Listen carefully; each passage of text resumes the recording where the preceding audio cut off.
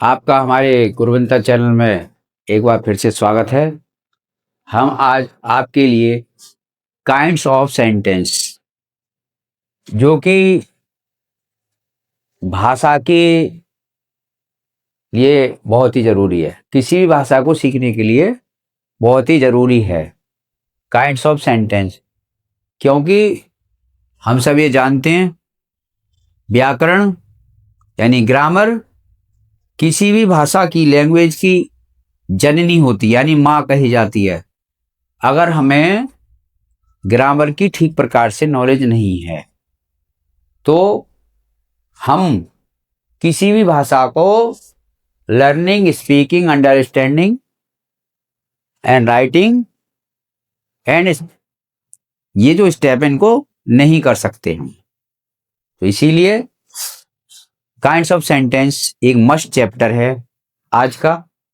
तो first of all रुटेनबर्ग में हमारे प्रायर नॉलेज, तो प्रायर नॉलेज में देखेंगे कि हमने पूर्व के चैप्टरों में सेंटेंस और उसके प्रकारों के बारे में पढ़ा, उसके भागों के बारे में पढ़ा, उनके विषय में हमने जाना। जो पिछले चैप्टर हमने अभी तक वीडियो में पढ़े, आपके लिए पढ़ाए गए, तो उसमें परिचय की दृष्टि से इंट्रोडक्शन में हम देखेंगे कि हम अपने किसी भी बात को, मन के भावों को,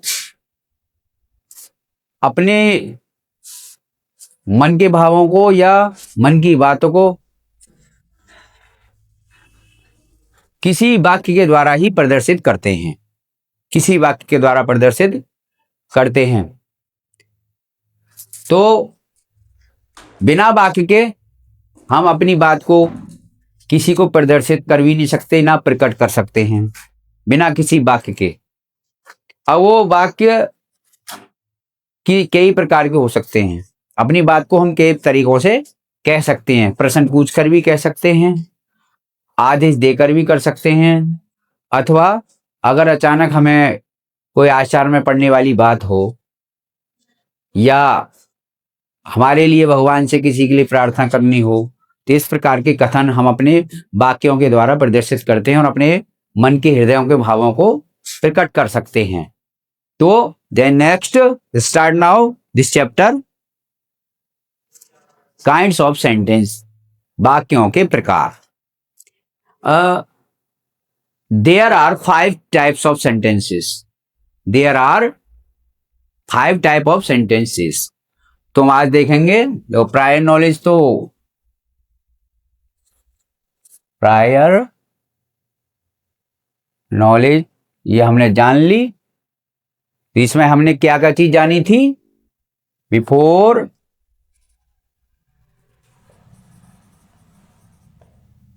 sentence and its parts. Then अब हम जानेंगे there are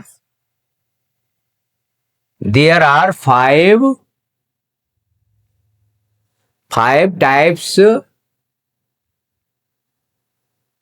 types of sentences, यानी वाक्य 5 प्रकार के होते हैं। हमें इसी एक चीज का और हमें इंटरनली नॉलेज होनी चाहिए कि ये जो हमारे 5 प्रकार के वाक्य होते हैं, ये हमारी प्रकृति से भी रिलेटेड होते हैं। इसमें बहुत सारी प्राकृतिक बातें होती हैं, तो नेचुरली भी होते हैं। तो देखिए, फर्स्ट नंबर 1, एसर्टिव सेंटेंस।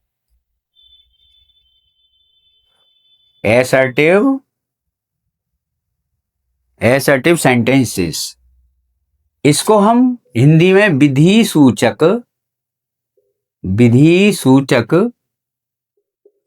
वाक्य भी कहते हैं।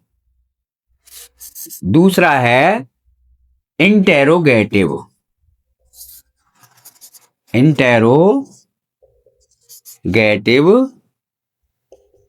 सेंटेंसेस, इनको हम प्रश्न सूचक वाक्य भी कहते हैं, प्रश्न सूचक या प्रश्नवाचक वाक्य भी कहते हैं।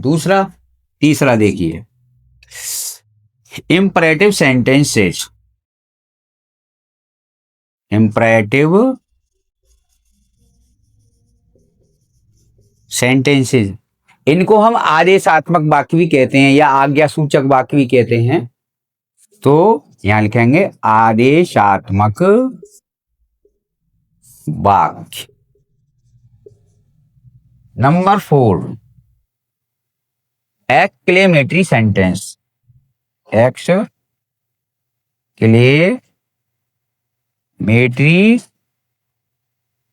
सेंटेंसेस, विस्मयादि बोधक वाक्य।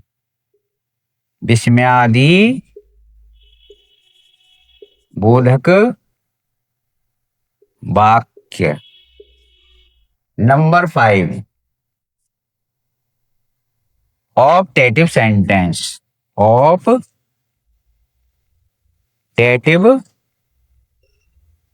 सेंटेंसेस, इसको कहते हैं इच्छा सूचक वाक्य। विस्तृत रूप से जब हम एक्सप्लेन करेंगे इन सेंटेंसेस को, तो अच्छी प्रकार से आप जान पाएंगे कि इन सेंटेंसेस का किस प्रकार से यूज होता है ग्रामर में। तो देन फर्स्ट एक्सप्लेन हमारा है असर्टिव सेंटेंसेस। असर्टिव सेंटेंसेस यानी विधि सूचक वाक्य। विधि सूचक वाक्य, इसमें जितने भी हमारे प्रकार के प्रकृति में या हमारे आपसी व्यवहार में जो भी बातें कथन होते हैं, उनसे रिलेटेड हमारे सेंटेंस आते हैं। जैसे एग्जाम्पल हम लेते हैं, example number 1, the sun rises in the east. और number 2, Mister Gupta teaches us. Mister Gupta teaches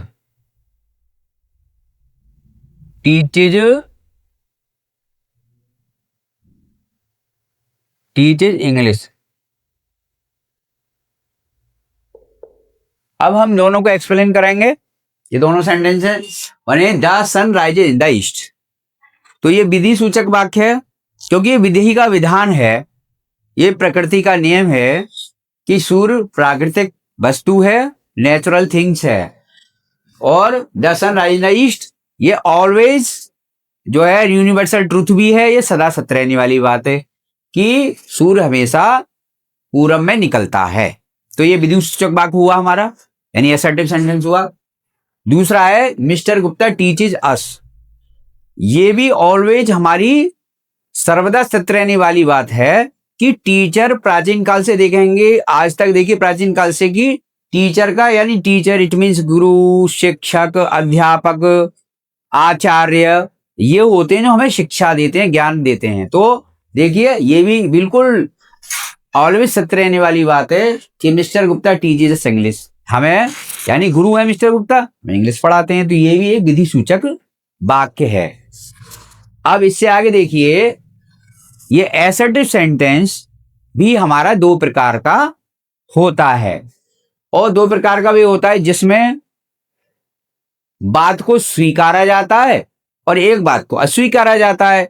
natural हमारे जो हैबिचुअल होती है बातें कि जो हर जगह हम देखते हैं कि एक व्यक्ति वे होता है जो बात को स्वीकार करता है, और एक व्यक्ति वे होता है जो बात को अस्वीकार कर देता है।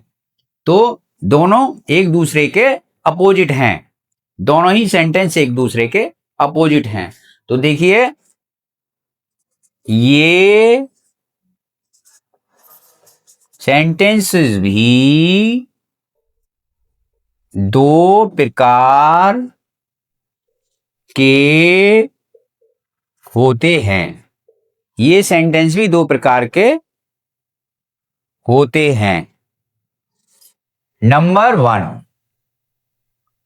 Affirmative sentence. एफर्मेटिव